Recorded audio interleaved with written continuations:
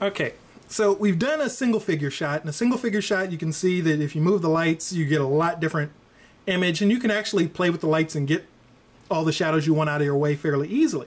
But what do you do when you have a group shot like this? I mean, here I've got 5 fairly large figs, and I mean, every time I move the light, you can see a new shadow pop up someplace.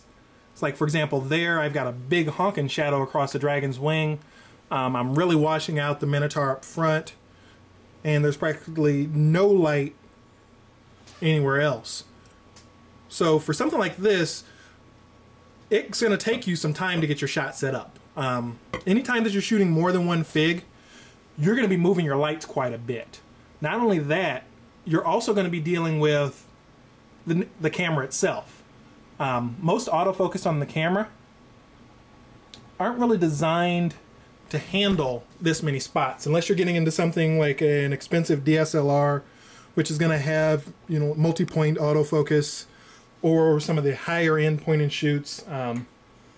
You're not going to have that as an option. So what you're going to do in this case is really try and average your focus across. You want to try and keep as much stuff in focus as you can, and in some cases it may involve you moving things in your shot. So for example, if I put this dragon back here, you notice that he pops out of focus immediately because it's figure in front. But if I bring him up just a little,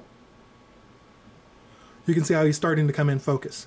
Same thing with the Ettin. If I turn him a little and bring him a little bit more forward, he does start to appear in focus. What if I move this guy out and shift the positioning on the two?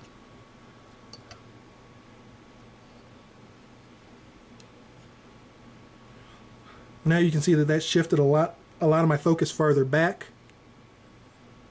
And now pretty much everybody's in focus in that shot. So if you're shooting multiples, you're really going to need to move them around and try and get the best shot that you can with them.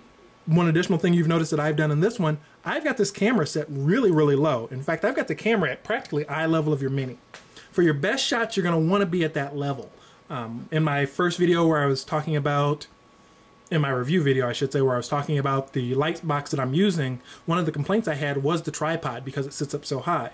If I were to put this shot where the tripod would normally put it, we'll crank it up a few, you can see that I'm shooting the tops of everybody's head. It's very difficult to pick out any of the details on them because you're looking down at them. So you don't see any of, like, for example, the color blending on the dragon's chest is a little bit harder to pick up. You don't see any of the detail on the little skeletal horse dude. Same thing on the Minotaur.